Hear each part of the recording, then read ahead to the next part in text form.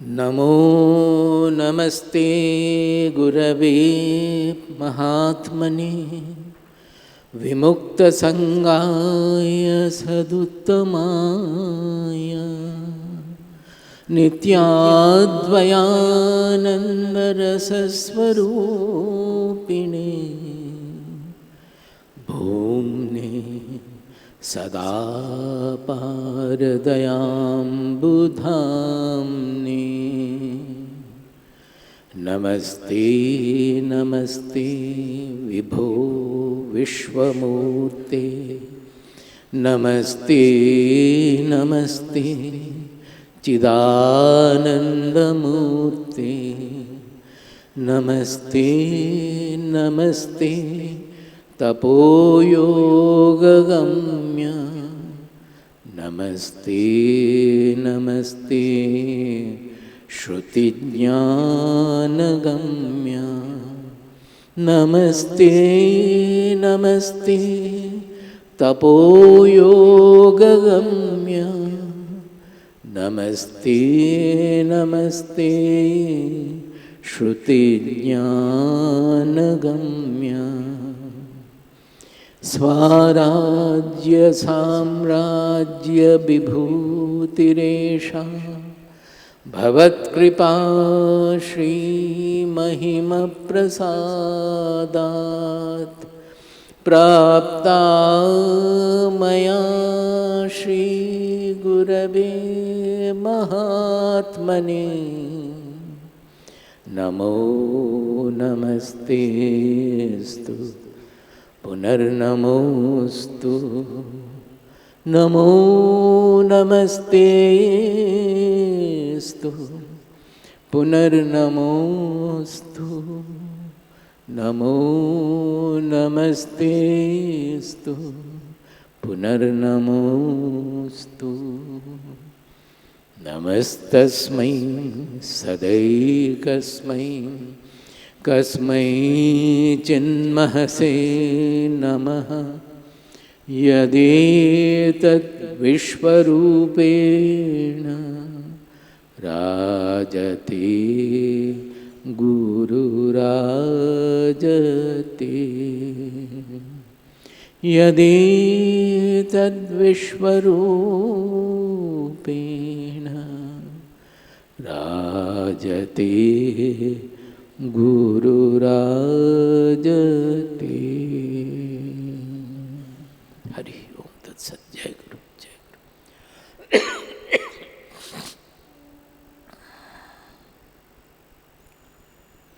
Our topic is bondage and liberation through gunas. Now, guna, I expect most of us have some idea about Sattva, Rajas, Tamas, the three gunas. Now, generally we say that the gunas bind, and we have the concept of Trigunatita, Gunatita. So, generally that liberation through gunas, we may have a little doubt. But I would like to explain it in the beginning. What is the problem and where lies the solution? Why I have put it through gunas means without gunas we cannot do anything here. The whole creation, anything existing in the creation will have to have three gunas as its constituent. Na tadasti prithivyamba divi deveshu yapuna tvam prakritijair muktam yadevhi syat trivir gunaihi. Here in this creation, there is nothing which is not having any of the three gunas. So anything that exists, whether it is in this Matya Loka of human beings or Swarga Loka or anywhere in any creation, anything coming into existence means it will be constituted of the three gunas. So, as the gunas are binding us, we have to get rid of the bondage also, applying the gunas in a proper manner. And there comes today's topic, that how are we to utilize the gunas to get rid of all the bondages that we are suffering from. To do that, we have to understand our personality very well. We have to understand how the three gunas are working, how they are binding us, and how they can be utilized to get liberated from the bondage. We all know that generally we say it is the ignorance or ajnana which is the basic cause of our suffering. And what is that ajnana? It is that we think that this body, mind, personality with the small ego, that is what I am. I call it identity, means what I think about what I am. That is the identity. So our identity is very small, that we think that we are body, mind, limited personality. In our scripture, it is called Dehatma Bodha. That is, we consider our Atma, our identity, is the body, mind, personality. Dehatma Bodha. And the entire spirituality, whichever path we may follow, it finally leads us to what we call as Brahmatmaikatva Bodha. Brahma, Atma, Ekatva Bodha. That is what I consider to be I am. That is not different from the universal consciousness, the universal substratum on which the whole creation is appearing to be. Brahman and Atma, they are not different. In fact, there is nothing other than Brahman or Atma. The whole creation is only an appearance on that. So, the whole spiritual sadhana, whichever process, whichever sadhana we may do, it is actually moving from a constricted, small, egoistic identity to an universal, free, without any limitation, an universal identity. So if the sadhana is from going from a small identity to an infinite, universal identity, then what is the sadhana? Whatever sadhana we may do, it must lead to expansion. Expansion means not bodily expansion. It's an expansion of the mind. Our mind is very constricted. We consider others, we cannot stand some others, we are attracted, attached to some others. Everywhere it is the I am small and I am interacting with others. But we forget that what I think as a body, mind, personality, who I am, to that personality, all other things in the universe, everything is different from that personality. But that personality, my personality, is also a product of nature. It is also a product of nature. As the whole universe is a product of nature, my personality is a small speck. It is also in the nature. This whole nature is appearing in what we call the Atma. So basically we have to remember that the whole problem starts from the thinking that I am small, I am different from all others, I want, that is why I want this, I want that, etc. are coming. And from that we have to proceed to an universal dimension. So generally in our scriptures it is said, Ajnana, that is the ignorance of our, whenever we call out ignorance in Adhyatma Shastra, we mean ignorance about our own identity. That I think I am small, I think I am constricted, I think I am sukhi, dukkhi, I am agitated, I am angry, I am loving somebody, but I am not getting the love from others, I don't get appreciation from others. All these are results from the thinking of feeling of a small constricted identity. So in our scriptures it is said that this ignorance about our own identity, it takes place with two kinds of powers. That is, avidya has got two shakti, two powers. One is called avarana. Avarana means covering. That means the first power of ignorance is to cover our real identity. It doesn't allow us to know what I am in reality, and it makes us think that I am this puny little being with this small body, mind, personality, small powers, small abilities, etc. And the other power of avidya is said to be distraction. It is called vikshepa. Vikshepa, that is distraction. Why distraction? Because the moment I become small, constricted, I run after certain things, I run away from some certain things, I like certain things, I dislike certain things. So the moment I think I am small, the raga, dvesha, bhaya, the fear of something, at clinging to something, hating something, and the fear of losing what we like and fear of facing what we dislike, all these things overpower us. This is the basic problem we face because of the ignorance. Now, the solution lies removal of ignorance. It is in removal of ignorance. Because where is the ignorance sitting? It is in our understanding. We call it buddhi, but actually by buddhi we often mean only the intellectual, analytical power we call as buddhi. It is not only that, it is much deeper than that. Where is the fundamental understanding taking place? Where, suppose with buddhi, even the scientists also, they go on analyzing. Suddenly one morning they get up and they get the solution. At that time the buddhi is not working. Something dawns in their understanding. Like that in our understanding, the smallness which is there, it has to go away, give place to an universal dimension, an infinite dimension. So we need a great transformation to take place in buddhi, and along with that, the transformation in our mind as well as emotion. Because if it is only an intellectual transformation that we understand very well that my identity is universal, my identity is not this body-mind personality, it is not going to work.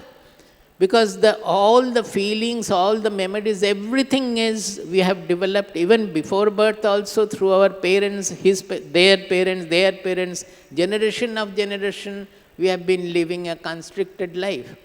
So all those constrictions have to be eliminated by the process of jnana. What is the jnana? The jnana about our real identity. That is the Atma Jnana.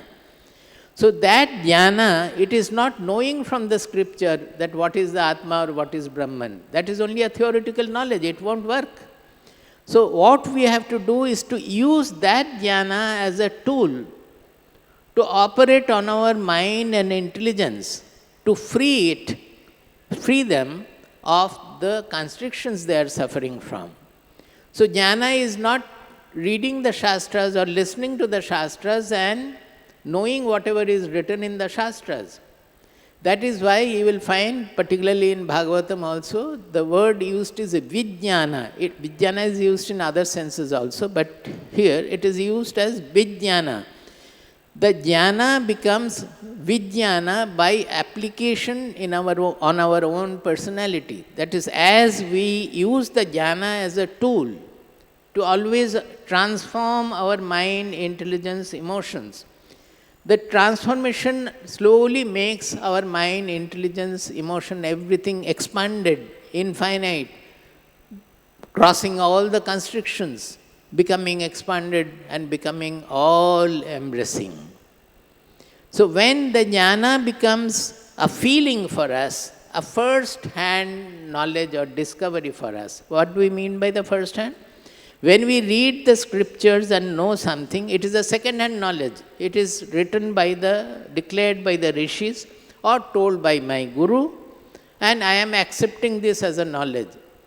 That can only be the initial part which will make me apply the knowledge and have a deeper understanding of it. But it will become Vijnana when we understand that we think that, oh, I would have also written this. Suppose the Shastras, whatever is written about the Atma or so, when we start feeling that I would have also written it, that means it has become my natural discovery, a knowledge. Then we call it Vijnana. So you will find in Bhagavatam as well as Bhagavad Gita, particularly in Bhagavatam, Jnana Vijnana Sahitam. Always this Jnana, Vijnana, they come very often together. That means jnana must lead us to Vijnana. Otherwise that jnana is It cannot work. It is like a picture of a fire. With the picture of a fire, you cannot do anything. You cannot cook your food. You cannot burn the dead body. You cannot do anything with that. You cannot have the warmth. You cannot see even anything with that fire.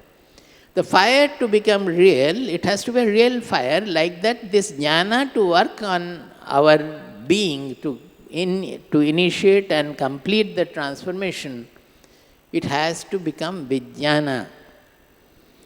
So, we take recourse to this Vijnana to remove the ajnana. So, jnana removes ajnana. Then whatever our real identity is, whatever the Atma is, that becomes revealed. Revealed means, suppose there is cloud and you are not seeing the sun. When the cloud is removed, the sun becomes revealed, visible. Now, have I created the sun? Was the sun not there when I was not able to see? Sun was there all along. And sun itself has created the cloud also. It is from the evaporation of the water that the cloud has created. So that Atma or the consciousness, it is always there. We don't have to create anything. It is always there, always shining.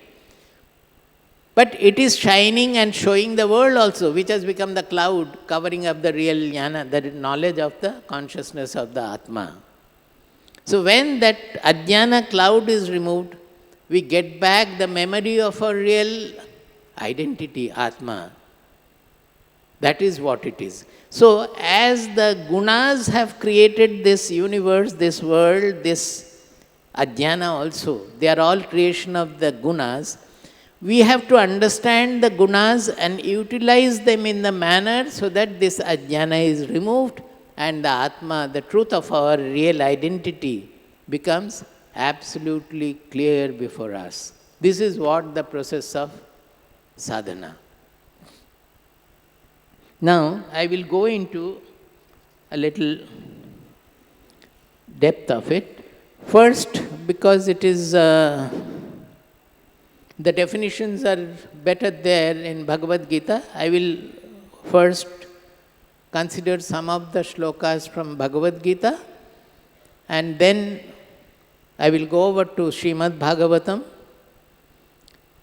because both are the same. Both are saying the same thing. It is very interesting to know how the two are discussing the same points in a little different language, not always different also. Not only that, both the scriptures are giving it great importance of this 3 guna model. It is a model. You could have thought about 5 gunas or 7 gunas also. But why these 3 gunas? They are very fundamental, and we can understand our character as well as nature very well through this 3 guna model. But to utilize it, we have to know very well what are the 3 gunas and how they work on us. In Srimad Bhagavatam, you will find right in the beginning, in chapter 1.2, you will find this 3 guna is described in great detail, and how to overcome the bondage created by the gunas. Then again in the last chapter, that is 11th skanda, 25th chapter, you will find great detail the 3 gunas are discussed. Why? In the first skanda, 2nd chapter, which is actually the beginning, before that is only story.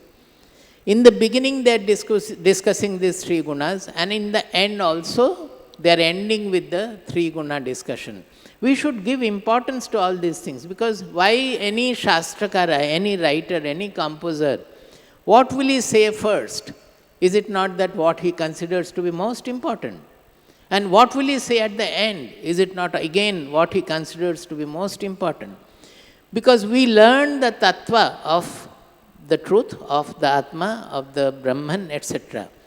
But we don't apply. The moment we do sadhana, we will find that we don't know what to do. Often, very often and most often we find questions, but Swamiji, how? Whatever way, however simplified way, with lot of illustrations we may explain, finally the seekers come back with the question, but Swamiji, how? Now there is no how. We have to somehow apply whatever we are studying. And if we say how, that means it is not striking our emotional aspect of our being and we don't feel inspired by that. That is why three guna model is given the maximum importance, because it directly deals with how. Suppose we are not able to understand the meaning, we are not able to practice anything, we feel sleepy, we feel dozing whenever we take up the Shastras in hand or whenever we do meditation. Instead of meditating, we sleep off. So this three guna tattva will clearly tell us that we are under the clutch of Tamo guna. Suppose we feel that whenever we want to do any spiritual practice, some friends call come, or I run for some marriage, or I run for some club, or some seeing cricket match or football match and all that, then I am not able to pursue. You don't have to ask how, Swamiji. You have to, it means that you are under the clutch of Rajo guna. That is dominating you.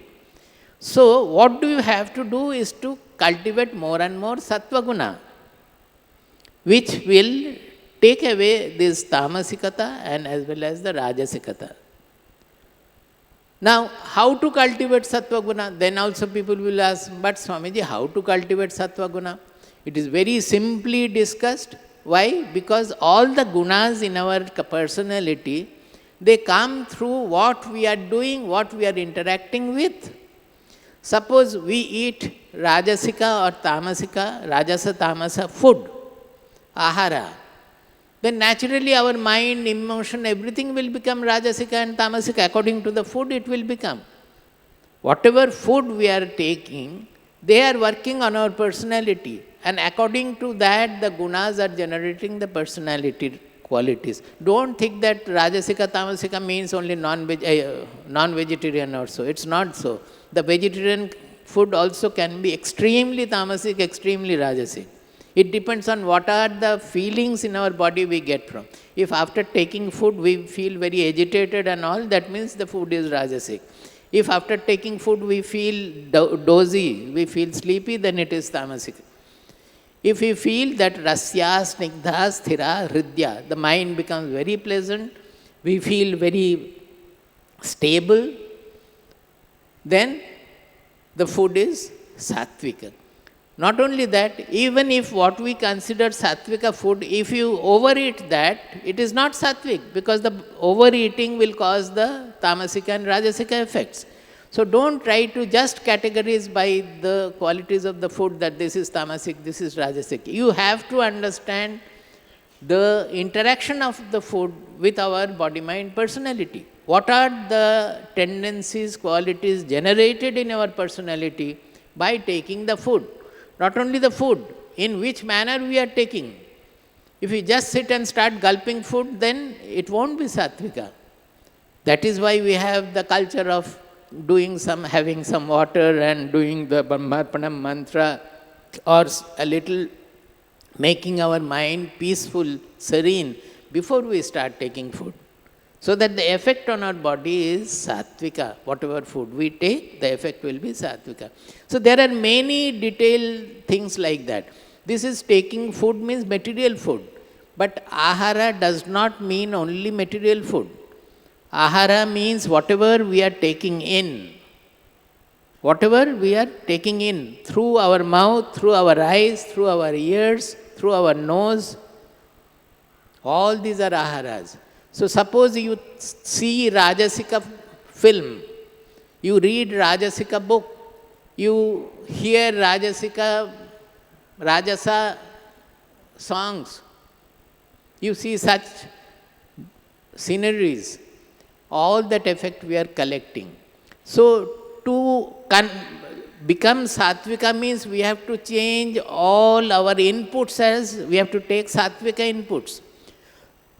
Then only the body will become, body, mind, personality will become sattvika. So we have to understand that and we have to do it. Once we do it, then nobody has to tell us. We will understand the effect and it will become our living knowledge. You don't have to read from the book that what is sattvika and all. You do it, you feel it, and you decide about it whether you want to go that way or not, which gives you more, makes you more peaceful, which makes you more effective, more inspired. All these things you can decide. It is, I talked about the inputs we are taking. It is not only inputs. As we advance in sadhana, we have to think of the more about the mind and intelligence also. What are the thoughts? Are they sattvika thoughts, or rajasa thoughts, or tamasa thoughts? The thoughts also will have these three qualities. So the moment the thoughts are becoming, blaming somebody, having lot of desire, having lot of ambition, and thinking of this property, that property, or this desire, that desire, ambition, etc. It is, the thoughts are rajasic. You may not do anything, you may be sitting for meditation, but these are the thoughts. That means the body, mind, personality has become, it has taken up rajasika tendencies. So the thoughts have to become sattvic, the emotions have to become sattvic, whatever we are thinking, whatever we are analyzing also, everything will have to become sattvic. Now here, is there any how? You have to do it, but nobody wants to do it, nobody pursues. That cannot be helped. Any serious seeker must be able to pursue it once it is told. So once they employ this in his life, then automatically, slowly the transformation starts. The mind starts becoming sattvic, the emotion starts becoming sattvic, the intelligence starts becoming sattvic, and you find, to our own amazement, that we are able to understand the Shastras very well. Even the songs or the poems which we were not understanding, going deep into it, our depth has increased. We can see everything, we can understand very well. Even about the world, societal movements, powers, etc. The mind becomes very comprehensive. That means it has got a comprehensive idea about everything. That means Sattvika Guna is increasing. This is the way the sadhana should lead us, make us more and more Sattvika. Now I will go into the shlokas. This is the basic sadhana, we should not forget. The rest are all elaborating on it. In Bhagavad Gita, the 14th chapter is completely devoted to this Gunatraya Vibhaga Yoga.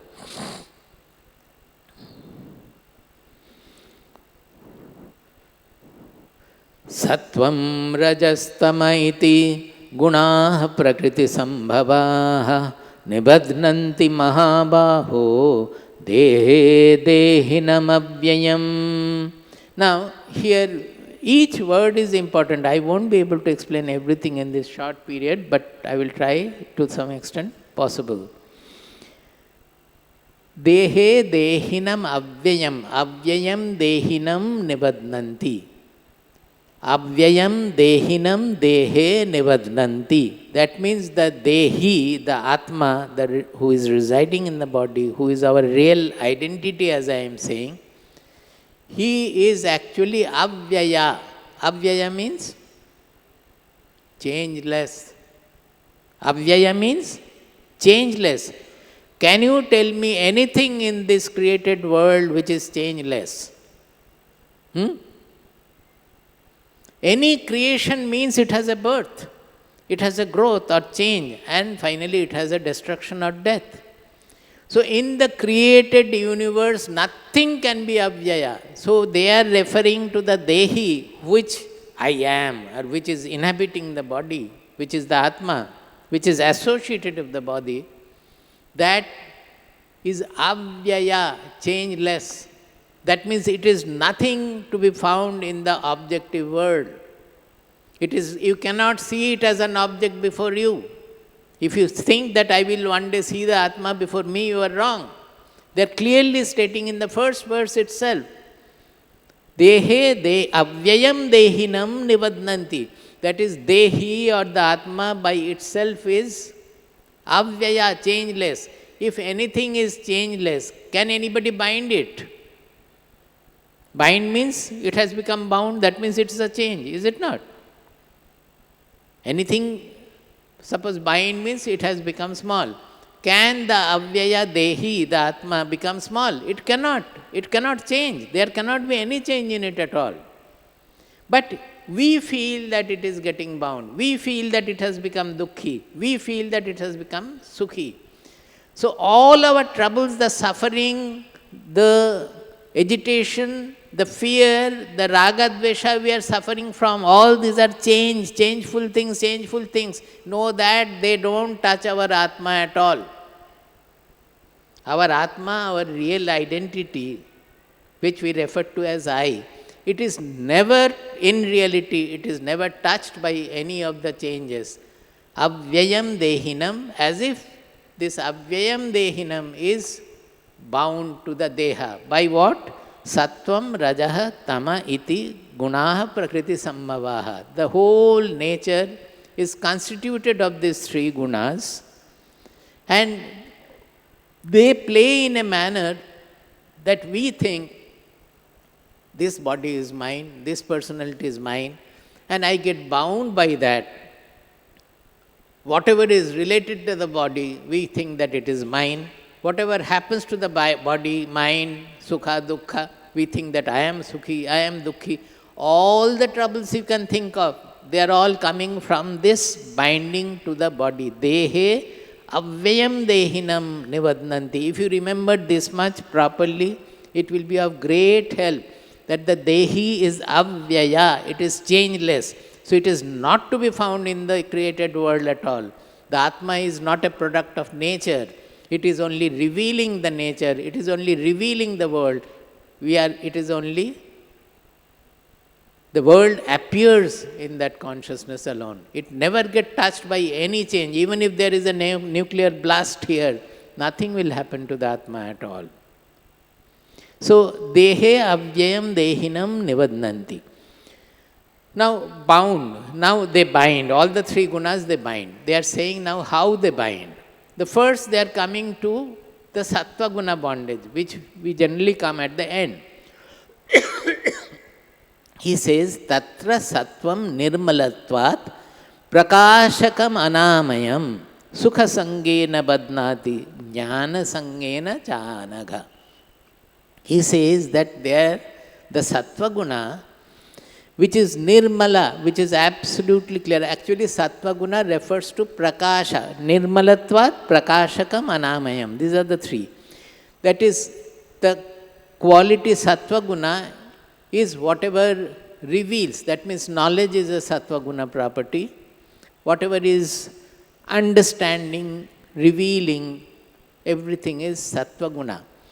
Why nirmala? Mala means the moment the gross nature is coming into it, that means bheda buddhi, differentiating one from the other. They are all object properties of the object. Whenever they are coming in, they are the Rajo guna, Tamo guna characteristics. The Sattva guna always makes our understanding more and more clear, our intelligence more and more penetrating. Everything starts becoming visible. In Bhagavad Gita you will find that all the indriyas, prakasha upajayate, the senses also become very much revealing. That seeing the food, you will understand what is there. Knowing anything, you will understand the depth of it. Now, such a good quality, Sattva guna, that also binds us is the caution given here. How is the Sattva guna binding? Sukha sangena badnati jnana sangena chanaga. It is binding us. Whenever it is binding, you will find this sangha word is coming. Because in nature, all these Sattva, Rajas, Tamas, the three gunas are functioning in nature. The nature is also made of it. But in nature, you won't find this sangha, which is coming from raga, dvesha, ego, bhaya, all these things. They create the sangha, that this is mine, thinking that we start developing, and we call it attachment or a clinging to that. That is our problem. Even animals, if they have a little, it is not so much tormenting for them. They can get out of the sangha very soon. If the kittens die, the cat will cry for 3 days. Thereafter, she will forget, or 3 or 7 days. Thereafter, she forgets. But in human beings, if somebody has spoken something, a little abusive language, we don't forget it till we die. Is it not? He blamed me, she told me so strongly. And we go on creating all the tension in your mind. The person who has told, she has forgotten, he has forgotten. But we don't forget. This is the Sangha, the dangerous Sangha we are suffering from. So this Sukha Sangha and Jnana Sangha, this is the important point. The Sattva Guna is binding us whenever we are developing Sangha towards the Sukha that is created by Sattva Guna, and Sangha towards the knowledge or Jnana which is created by Sattva Guna. Now, here is a caution. Sattva Guna will not create a Sangha towards an Rajasika Sukha. Suppose eating a lot, this, that and all. The Sukha we get out of it is not a Sattvika Sukha. Sattvika Sukha is yat tadagre vishamiva pariname avritopamam tat sukham sattvikam proktam atma buddhi prasadajam, which initially may be even distasteful, vishamiva, pariname avritopamam, but ultimately it is sukha prada. Suppose when you put your child to study something, then the studying is vishamiva. He doesn't want to study at all. It is very dukkhakara. It is torturing him. But once he starts studying and masters the language, then he starts relishing all the books, everything he reads, and that becomes his sangha then. Earlier play, he was having attachment to whatever he was playing with. Now he gets attached to the books or whatever language he has mastered, he reads that. So, Sattvika Sukha is initially, it might be distasteful, but ultimately it is Sukha Prada. And what is the Sattvika Jnana? That it is also in 18th chapter, 20th verse in 18th chapter. What is that? Which gives us a very comprehensive knowledge of everything. What is that shloka? You remember? Huh?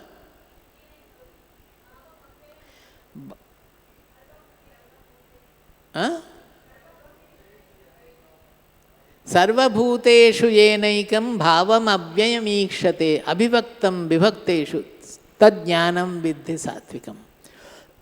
That means the Rajasika Jnana is always a fragmented Jnana. This is good, this is bad, I like this, I don't like that, I run after this, I run away from that. It's a fragmented knowledge. Whereas a Sattva Guna will always give you an integrated knowledge. It will be able to see the oneness in all the distinctions. In the variety, in the multiplicity, it will find the oneness. That is the Sattva Guna characteristic.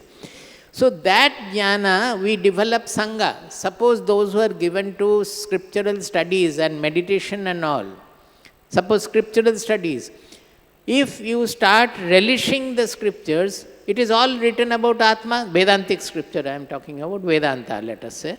It is all talking about Atma, which is the substratum of the whole universe.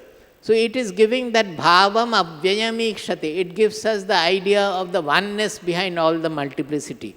And it gives so much of joy to us that we get attracted to that knowledge.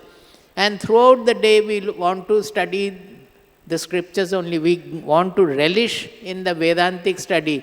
So when somebody wants me to repair the tap or to go to the market and buy vegetable, we detest it. We don't like to go.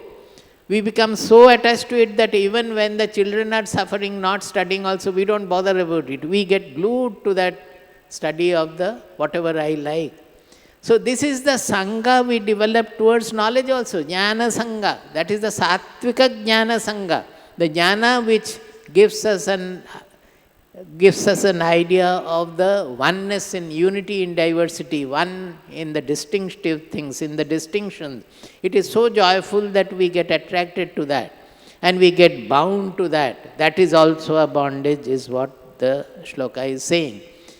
Similarly, sattvika sukha also, whatever we get sukha from this kind of a study or say meditation, we get so much of sukha. Oh, it is so peaceful. Somebody is dying out of some danger or something, we don't bother about it, we are in meditation. Something is happening in the house, we are not bothering about it.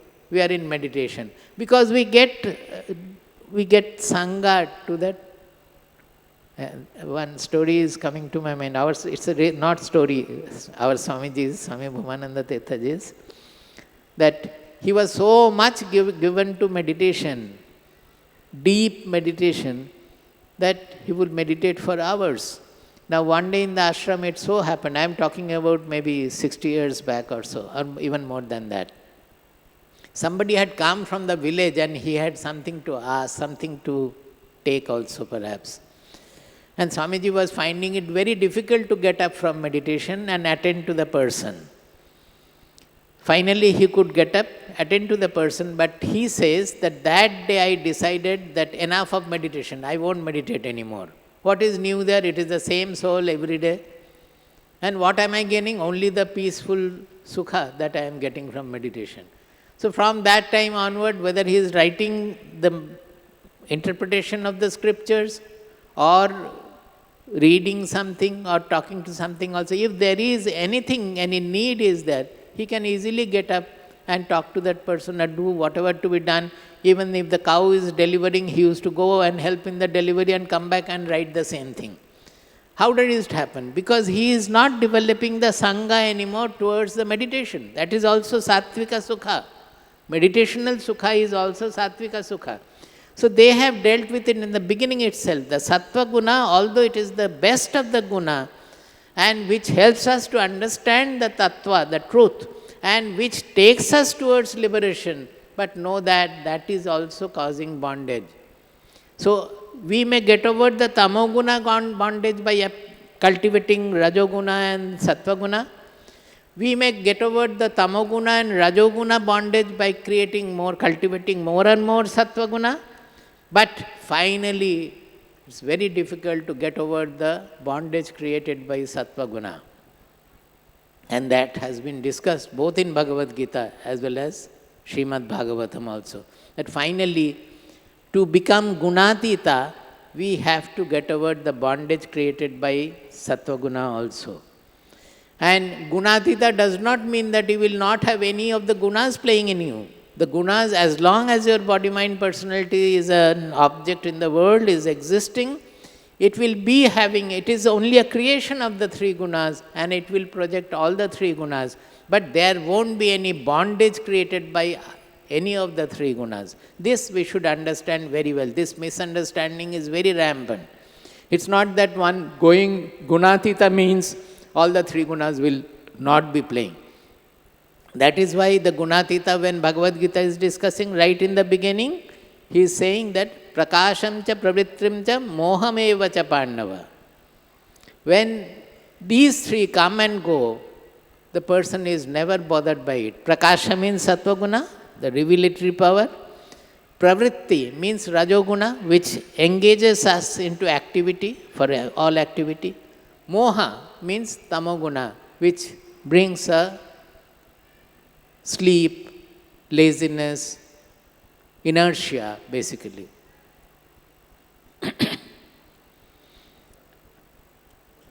So the next one is about Rajo Guna. I will go fast. Rajo ragatmakam vidhi trishna sanga samudbhavam tan nibadnati kaunteya karma sangena dehinam. Rajo Guna is ragatmakam. Raga means color actually. We use it as likes and dislikes also. But color means we are not seeing the world as it is. We are seeing the world applying a color. That basic color is me and mine and not mine, not me. That means something is related to me and something is unrelated to me. That creates the division in the world. That makes us selfish, self-centered, constricted, small and constricted, limited. So that is the Rajoguna effect. It creates that I am this, I like this, I like that. And it generates all the energy to attain what I want, what I like, what I am ambitious of. So a Rajoguni person will be doing with tremendous intensity, but with a desire motivation for work his motivation is desire. For that he works. And he suffers also. When he is unsuccessful, his suffering is tremendous. When he is successful, he gets elated, and next moment again something happens, he again becomes depressed. All these things are Rajoguna. Tan nivadnati kaunteya karma sangena dehinam. See, there is nothing harm with the karma. Doing action is never. Even the saints do much more work, much more actions they are given to. 10 times the work they do of the ordinary people. But they don't have Sangha. There the difference is having Sangha and not having Sangha. In Rajoguni, the karma Sangha, it is desire motivated work, whatever he does. So he gets very easily tired also. He gets depressed also. He gets dejected also. But a Sattva Guni, when he does the work, he will not be having these problems so much. Because he is not motivated by desire, not by the fragmented vision of the world, that this I want and this I don't want, this I like, this I don't like. Tamastu ajnanajam viddhi mohanam sarvadehinam pramada alasya nidrabhis tan nivadnati bharata. Now the Tamoguna, he is saying that ajnanajam viddhi. Actually all are ajnanajam viddhi, but particularly ajnana because it is a force of darkness that even something is told, a Tamoguni will understand the reverse of it. Suppose when the Guru is correcting the disciple, thinking that there lies his or her welfare, a Tamoguni person thinks that, oh, Swamiji is scolding me, he doesn't like me. This is a ulta, the reverse way of thinking, taking. That is the Tamoguni buddhi, that it always takes viparitanscha, sabdat, what is that? Sarvarthan viparitamscha, that in reverse order they take. Now he says that mohanam sarvadehinam, its purpose is to delude people, keep a covering on the truth. That Tamoguna, I said right in the beginning, that our real identity is covered, avarana shakti of the ignorance, that is the Tamoguna.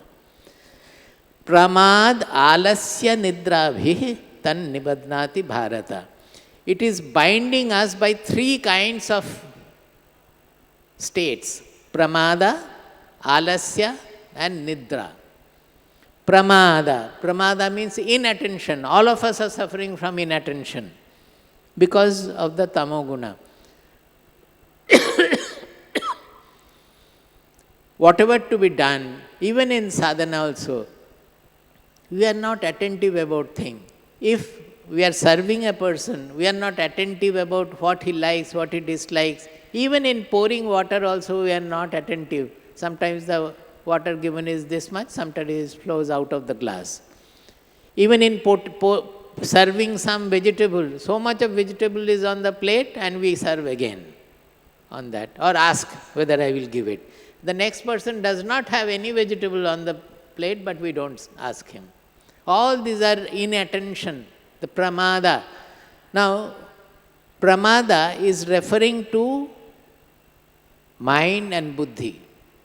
Inattention is related to the Tamoguna effect on mind and intelligence. Alasya is mostly with the gross body related and also related to the mind and buddhi to some extent. Because intelligence we don't apply. You think most of the day, do we apply our intelligence? Most of the time the intelligence remains idle. So that idleness is applicable to body as well as mind and intelligence. And nidra, it is when everything is, the body is sleeping, the mind is sleeping, the intelligence is sleeping, everything is sleeping. So it is pramada alasya nidrabhihi tan nivadnati bharata.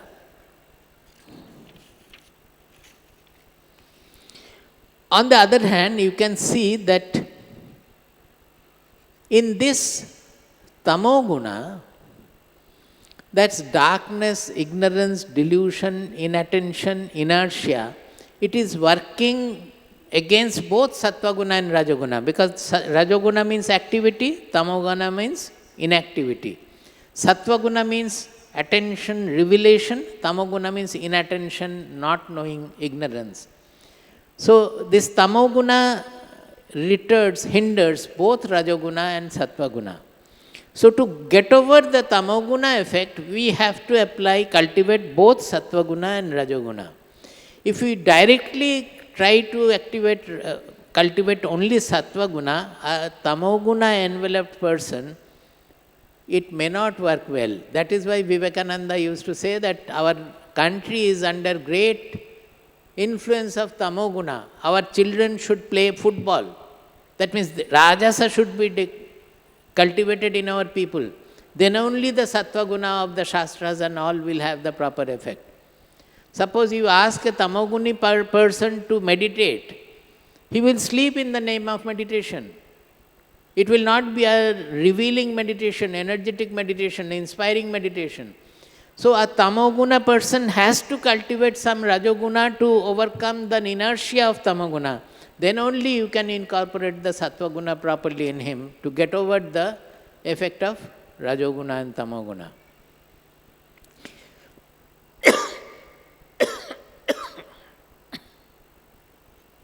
So these are the effects of the bondage created by the gunas. In short, we can say, to remember easily, that sattva guna finally takes us to yoga. Yoga, you know, I am not referring to physical yoga, but ultimate yoga of the Atma with the Paramatma, or knowing our real identity. It's a process, but the sattva guna is such that it will take us towards that, but in the process we may get bound by the sattva guna bondages. We have to finally win over those bondages also to reach the yoga. But sattva guna tendency will be to take us towards yoga. And rajoguna tendencies will try to take us towards bhoga. Bhoga means enjoying the world. Killing enemy, or having friends, having club meeting, eating. So many things are going on now. Everybody is given to this indulgence, sense indulgence. These are all bhoga created by rajoguna. And tamoguna leads us to moha, that means covering, darkness, inertia, delusion. So why did I say that? It is easy to remember. Sattva guna, yoga; rajoguna, bhoga; and tamoguna, moha. These three if we remember and think, when what is coming, we are able to get over the tendencies. To get over the tendencies, as I said, we have to incorporate, cultivate the corresponding change in ahara. Ahara means inputs, not only the food, all kinds of food. The subtle foods more important. What we are reading, what we are seeing, what we are thinking, what we are analyzing, with whom we are mixing. That is why in Bhagavatam, most importance is given to the association with the saint, with the devotees, with the saint, because that automatically induces sattva guna in you. See, there is a very simple interaction taking place. Whenever, suppose in material also, one ball is moving, another is standing. When the moving ball hits the standing ball, the energy goes from the moving ball to the standing ball, and the standing ball starts moving. Is it not so? Everywhere it is the interaction of the two gunas take place. So if we remain with a sattvika person, if we remain with a saint, then the saintly qualities will automatically come to us, percolate our being. Even unawares, without knowing, it will happen. Just automatically those qualities will come in us. If we remain with people who are very angry, you will find from nowhere anger is coming to you. You don't know. You will say that all along I never had been so angry. Where from the anger is coming? It is coming because of your association. Either you are reading something, seeing something, or you are with a person who is angry. So this association is extremely important in sadhana.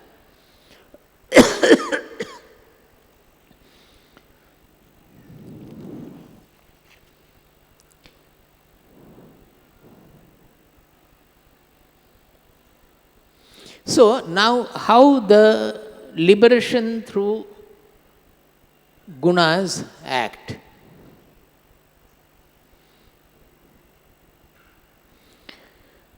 Bhagavad Gita, 3rd chapter, 27th verse. Prakrite kriyamanani gunaihi karmani sarvashaha ahankara vimudhatma kartahamiti manyate. That whole nature, it is creation of three gunas, and whatever energy or whatever actions are performed, they are all created by, it's a play of the three gunas only. He says, ahankara vimudhatma karta aham iti manyate.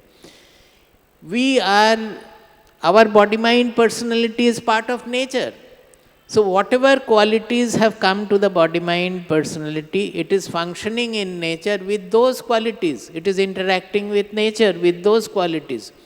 But we have created, in English we call it posited, we have created an egoistic personality in us, a thinking that I am doing this, I am doing that. It is the association with the body-mind personality that I initially said, that the Atma is not bound by the body-mind personality, but we think that this is my body, my mind, my personality, and all that is happening to the body-mind personality is happening to me.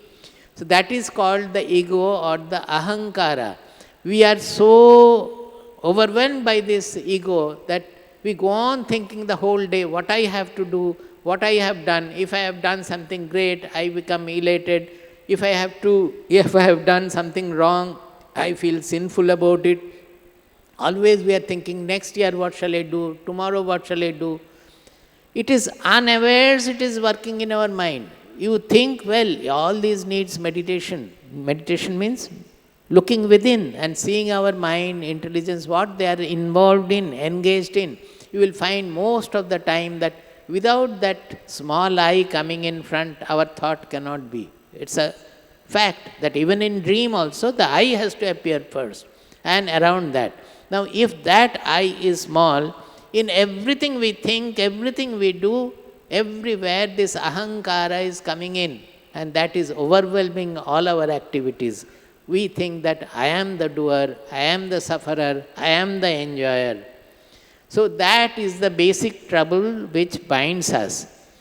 Tattvavittu mahabaho gunakarma vibhagayoho guna guneshu vattante iti matva na sajjate.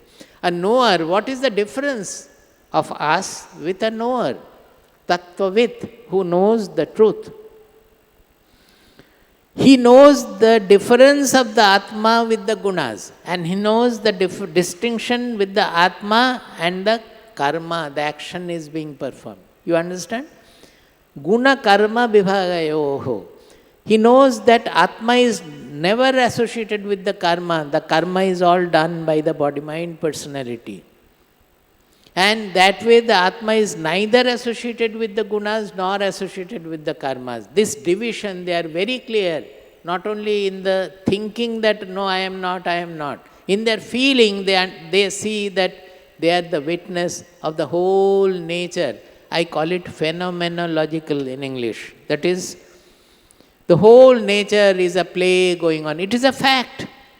But because of the covering of ignorance, we are not realizing this. Once we get attuned to it, the life will become so joyful, so peaceful, so energetic, inspiring also, that we cannot even imagine that. That the whole universe is moving by the action of the natural forces. And what I consider to be I, the body-mind personality, it is part of the nature. And it is also functioning in nature, interacting with nature as a natural product. I am no way associated with, I am the witness of everything. People take to a meditation where they identify with this. They have that witness as the reality, that getting to that witness state and seeing the whole world is a function of the three gunas. That is what he says, guna guneshu vartanta. All this body, mind, personality, the sense organs, they are all product of the gunas. And they are interacting with the gunas of nature. Where am I associated with that? I am only a witness of it. I call it a non-causal state. That means everything in creation is cause and effect, changeful. As I said, nothing is abhyaya here. Everything is changeful. It is going on playing in the nature. But when we identify ourselves with our real identity, the Atma, then we find that we are out, we have transcended this causality, and the whole universe is a causal universe. I am only holding it. I am only the substratum of it. I am only witnessing it. I am only that I only reveals it. I am not associated with anything at all. So it gives such a great relief. You will find that all the stress I have been suffering from have gone. You are not aware of the stresses. Many of the stress, we are not aware of them. When we have that witness identity, we find that what a peace, what a kind of state it is that I am. The whole universe, anything can happen anywhere. I am not touched by anything at all. Nanyam gunebhya kartaram yada drashtanupashyati gunebhyascha param vetti madbhavam sodhigacchati. He says madbhavam sodhigacchati, saha adhigacchati. Krishna is saying that one who does like this, he attains my bhava. Means what? Means Krishna is identifying with the universal I. And any person who has this, he also becomes that. In that case, he becomes Krishna. He becomes like Krishna. Madbhavam saha adhigacchati. Nanyam gunebhya kartaram yada drashtanupashyati. When the drashta, he does not see any other karta than the gunas. That means, normally we are saying that whatever I have done, now I am speaking, I am the speaker, and I am speaking like this, that and all, or all these things. I am the karta of it. That karta feeling all will not be there. Whatever the body-mind personality has cultivated, whatever studies have gone into, whatever thoughts have gone into, whatever the people in front, they are listening to their faces, their reactions, all these things are working with the mind and intelligence and producing this word. I am not producing the words. The words are coming out of a guna guneshu vartanta. The whole universe is functioning. My body is a small speck in it. And whatever the cultivation has been done in this body through its whole life, it is interacting with the surroundings and coming out with these words. Guna guneshu vartanta. There is no further karta. The drashta does not see any other karta other than the gunas. The gunas are doing everything. Madbhavam sodhigacchati. He attains my state. Then the Bhagavad Gita concludes with the 14.26. Mam cha yo vyabhicharena bhakti yogena sevate sa gunan samatityaitan brahma bhuyaya kalpate. Then how to attain this Sattva guna? I have understood that Tamo guna, Rajo guna we can overcome by cultivating Sattva guna. But the bondage of Sattva guna, how do you transcend? He says by bhakti yoga. What kind of a bhakti yoga? Abhyavicharena bhakti yogena. Unswerving bhakti. He can overcome. What does it mean? When the Sattva guna bondage is working on me and I am not able to get over the bondage created by meditational sukha or shastric reading or thinking or writing or whatever, the Sattva guna knowledge and the sukha, I am not able to overcome. What am I to do? We have to surrender. What does bhakti yoga mean ultimately? It means surrender, the panchama purushartha. It's beyond moksha. That I am not even interested in moksha or jnana or atma jnana or anything at all. Why are we thinking that I have to become self-realized, I have to become self-realized? It is a desire. Initially it may work well, it may take you away from all other engagements, but finally we have to leave that also. We have to completely surrender the whole thing. Then the bondage created by Sattva guna also will be transcended. This is a great secret the both Bhagavatam and Srimad Bhagavad Gita tells us that the bondages created by Sattva Guna is tremendous. It will become a pressure on us. We have to overcome the bondage. Without that, we will be suffering. So where lies that liberation? By surrendering even the eagerness for self-realization or the clinging to the Sattvika Sukha and Sattvika Jnana. That will take us to the final ultimate liberation. This time is almost gone, but it is in the 11th chapter of Srimad Bhagavatam. A few shlokas I will read. Tasmad dehamimam labdhva jnana vijnana sambhavam gunasangam vinirdhuya mam bhajantu vichakshanaha. He said that by association with the saints, you will automatically develop some devotion towards the ultimate truth, towards bhakti. By staying with the Bhagavata, staying with the saints, staying with the bhaktas, you will develop the yearning towards the spirituality. And what it will take you? That in this body, human body, what is the highest goal? He says, Jnana Vijnana Sambhavam. It can attain the knowledge which the others do not attain. As far as we know of the animals, they cannot have. And this jnana must lead to Vijnana. That is what I said in the beginning. It is not just jnana from the Shastras, from listening, but it has to become a living knowledge. By living the knowledge, it has to become a Vijnana, realized knowledge. By that, we can overcome all the Sangha towards the Gunas. Not that the Gunas cannot be overcome. Gunas, any existing object or being will have the three Gunas. But the Sangha created by the different Gunas to the different, say, Jnana, Sukha, all that thing, they will have to be, you must overcome them. He says, bhajantu vichakshanaha, mam bhajantu vichakshanaha. Nisango mam bhajet vidvan, apramatto jitendriyaha, rajas tamas chabhijayet, sattva samsevaya munihi. He says, becoming free of the sanghas, you have to try to become, wherever the clinging is, whatever the ambition, the desires are, we have to get over that.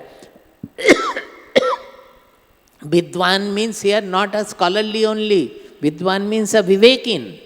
Unless the viveka is there, however shastras you may read, it will not work.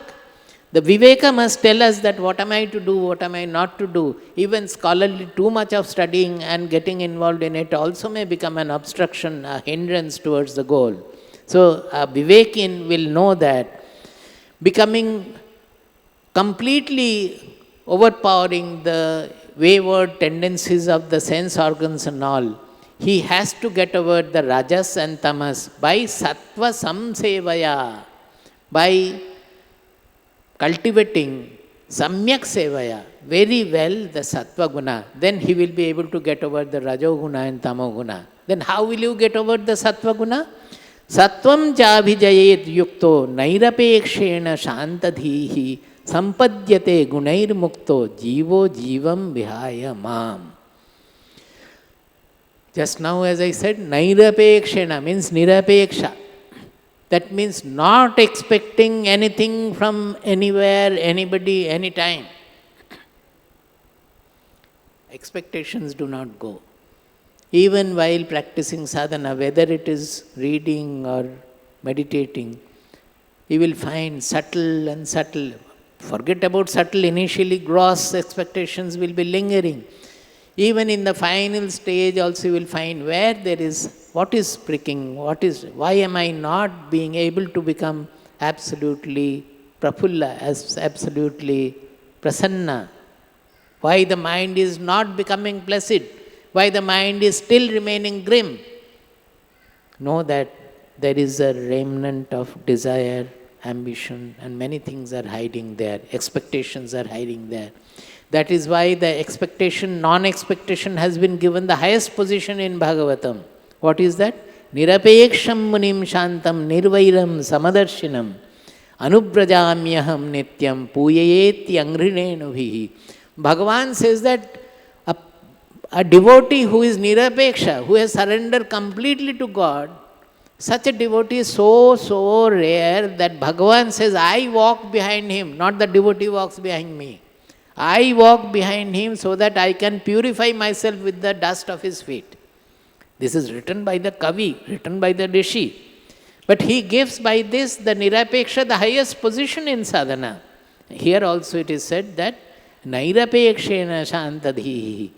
He should not have any apeksha, any expectation from anywhere at all that I will become self-realized, I will have this, I will have that, nothing. As long as that I is living, that big I, the universal I will never dawn.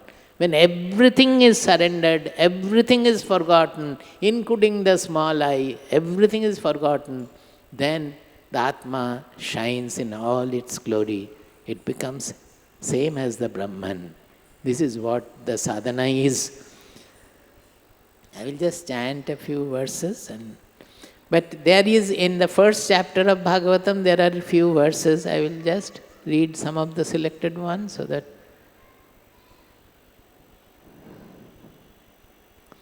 Tada rajas tamo bhavaha kama lobhadayascha ye cheta etair anavidham sthitam sattve prasidati.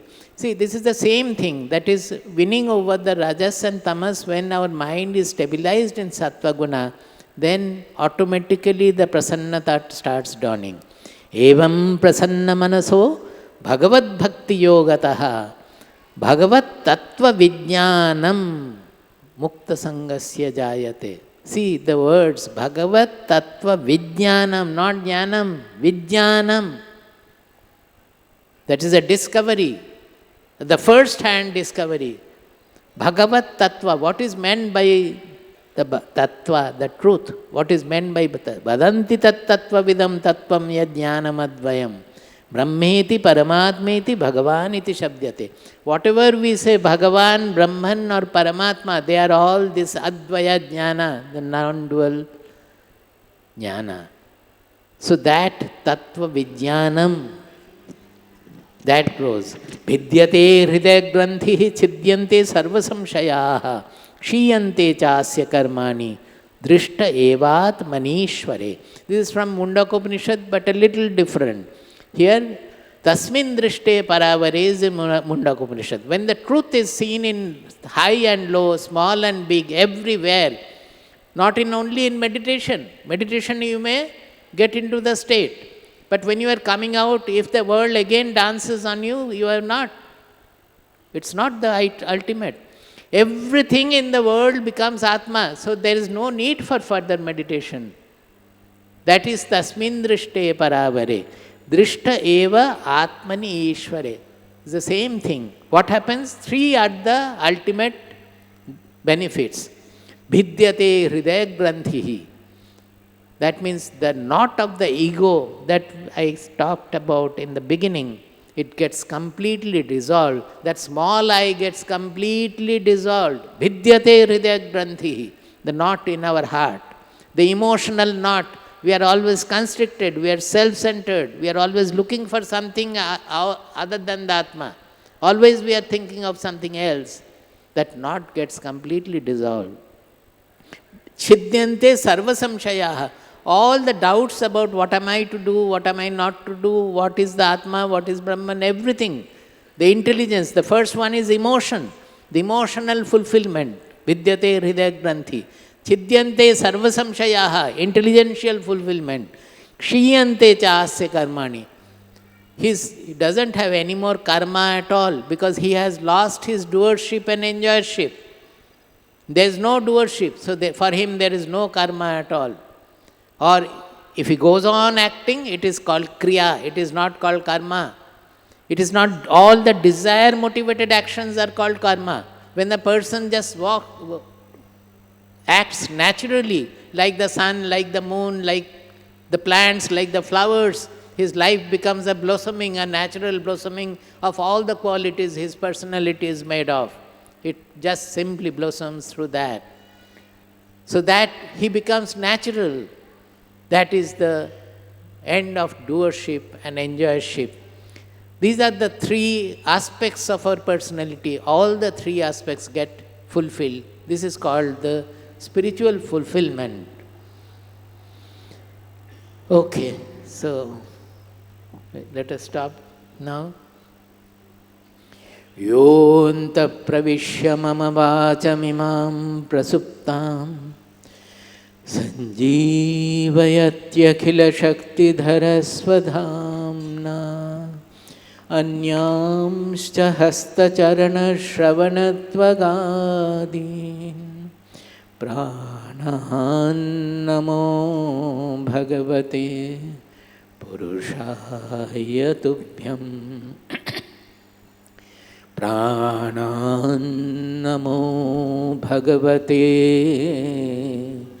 purushaya tubhyam namo namo vang manasati bhumaye namo namo vang manasaika bhumaye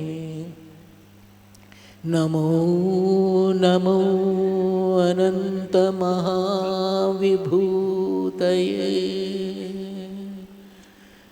namo namo anantadayeka sindhave namo namo vang manasati bhumaye namo namo vang manasaika bhumaye namo namo ananta mahavibhutaye namo namo anantadayeka sindhave. Hari Om Tat Sat. Jai Guru. Jai Guru.